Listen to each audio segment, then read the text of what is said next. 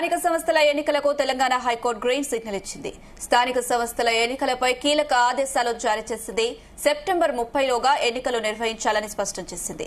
30 రోజుల్లో వార్డుల విభజన ప్రక్రియ పూర్తి చేయాలని ఆదేశిస్తూ హైకోర్టు న్యాయమూర్తి జస్టిస్ మాధవీదేవి తీర్పు ఇచ్చారు.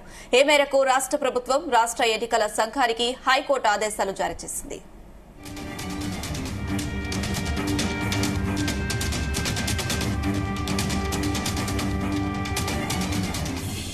స్థానిక సంస్థల పాలక వర్గాల గడువు 2024 జనవరి 30వ తేదీతో ముగిసినా ఎన్నికల నిర్వహణలో జాప్యం ఎందుకని రాష్ట ప్రభుత్వాన్ని, ఎన్నికల సంఘాన్ని హైకోర్టు ప్రశ్నించింది. స్థానిక సంస్థల ఎన్నికలు నిర్వహించకపోవడాన్ని సవాల్ చేస్తూ పలువురు మాజీ సర్పంచులు దాఖలు చేసిన పిటిషన్పై నిన్న విచారణ చేపట్టిన జస్టిస్ టి మాధవీదేవి ఇవాళ తీర్పిచ్చారు.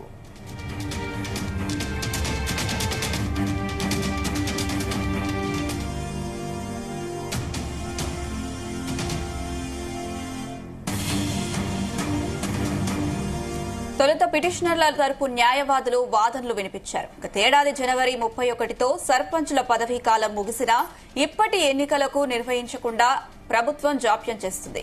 సర్పంచులను తప్పించి పంచాయతీల బాధ్యతలను ప్రత్యేక అధికారులకు అప్పగించింది. ఇది రాజ్యాంగ, తెలంగాణ పంచాయతీరాజ్ చట్టాలకు విరుద్దం.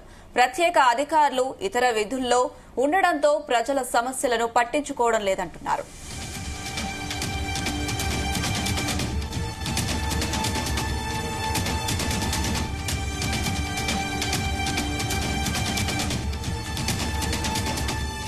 ప్రభుత్వం తరపున అదనపు అడ్వకేట్ జనరల్ ఇమ్రాన్ ఖాన్ వాదనలు వినిపిస్తూ సుప్రీంకోర్టు తీర్పు ప్రకారం స్థానిక సంస్థల్లో బీసీ రిజర్వేషన్లు ఖరారు చేసి ఎన్నికల ప్రక్రియ చేపట్టాల్సి ఉందన్నారు.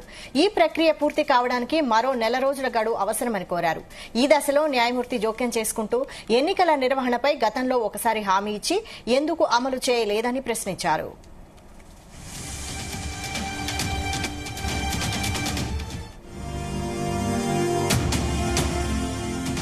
ఎన్నికల సంఘం తరపు సీనియర్ న్యాయవాది జి విద్యాసాగర్ వాదనలు వినిపిస్తూ రిజర్వేషన్లను ఖరారు చేయాల్సిన బాధ్యత ప్రభుత్వానిదేనని తెలిపారు.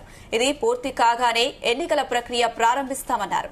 ప్రభుత్వం ఎన్నికల నిర్వహణకు ఆమోదం తెలిపాక ప్రక్రియ పూర్తి చేయడానికి 2 నెలల సమయం పడుతుందన్నారు. దీనిపై న్యాయమూర్తి జోక్యం చేసుకుంటూ సకాలంలో ఎన్నికల నిర్వహణకు ప్రభుత్వం చర్యలు తీసుకోకపోతే ఎన్నికల సంఘం చొరవ తీసుకోవాలని సుప్రీంకోర్టు స్పష్టం చేసినందున ఆ దిశగా ఎందుకు చర్యలు తీసుకోలేదని ప్రశ్నించారు.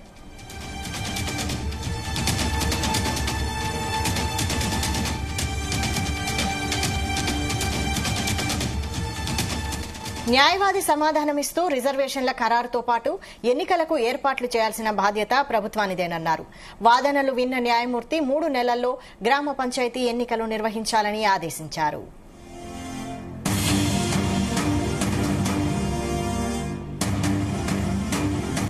పెట్టదు ఎలక్షన్స్ కండక్ట్ చేయమని మేము కోర్టుకు వెళ్ళడం జరిగింది.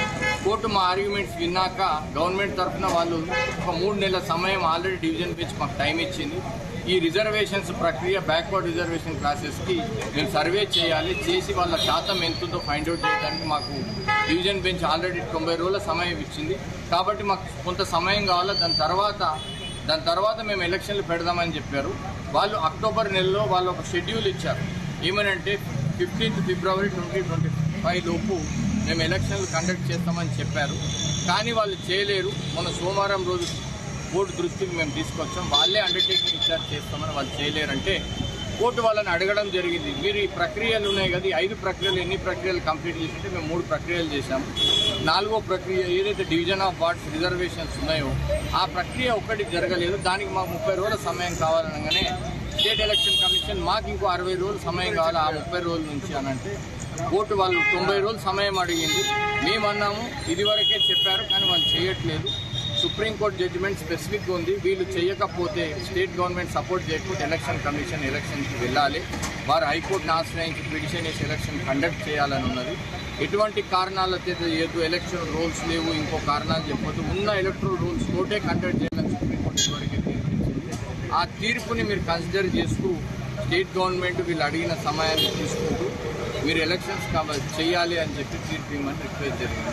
కోర్టు కన్సిడర్ చేసి అందరు ఆర్గ్యుమెంట్స్ కన్సిడర్ చేసి వాళ్ళు కూడా ఎలక్షన్స్ పోతామని 90 రోజులు అడిగినందుకు ఆ 90 రోజుల సమయం ఇచ్చి ఇవాళ సెప్టెంబర్ 30 లోపు మొత్తం ఎలక్షన్ ప్రక్రియ పూర్తి చేయాలని చెప్పి వాళ్ళ కోర్టు తెలిసింది. నిద్రపోతున్నటువంటి ప్రభుత్వానికి మొటికాయ వేసినట్టు, అంటే నిద్రలేపినటువంటి తీర్పు ఇది. ఎందుకంటే గ్రామాలలో ఎన్నికలు లేక గ్రామాలలో అస్తవ్యస్తమవుతున్నటువంటి పరిస్థితిని తెలంగాణ ప్రజలు మొత్తం చూస్తూ ఉన్నారు. తెలంగాణలో సర్పంచులు అదేవిధంగా పాలక వర్గాలు లేక దయనీయమైనటువంటి వెళ్ళిపోయిన పల్లెలు మొత్తము.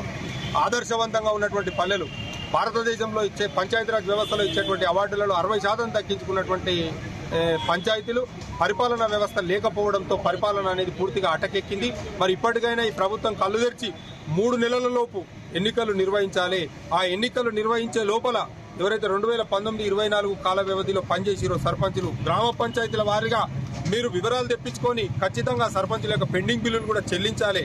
గతంలోనే కోర్టు మెట్లు ఎక్కినాం మేము పెండింగ్ బిల్లుల గురించి, మరోసారి ఇప్పుడు కూడా మేము కోర్టు మెట్లు ఎక్కడానికి సమాయత్తం అవుతున్నామని చెప్పి మీ ద్వారా, మీడియా ద్వారా నేను ఈ ప్రభుత్వానికి హెచ్చరిస్తా ఉన్నాను.